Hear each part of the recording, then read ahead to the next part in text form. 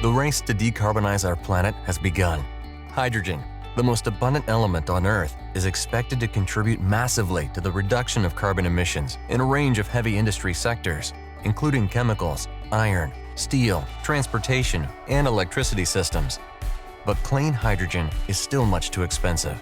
In most projects, the problem is mainly the high cost of conventional hydrogen storage and transportation technologies, which are all energy inefficient and therefore very expensive OpEx-wise.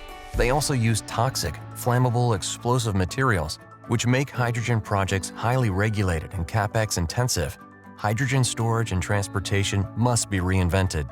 HydroX has developed a disruptive technology which enables to store and transport hydrogen in a water-based, non-toxic, non-flammable and non-explosive carrier. This technology substantially lowers the infrastructure investment and CapEx cost of hydrogen projects. Operating at close to ambient temperature and pressure, HydroX technology requires less than 2.5 kilowatt-hour of energy per kilogram of hydrogen. This high-energy efficiency significantly reduces the OpEx costs of hydrogen storage and transportation.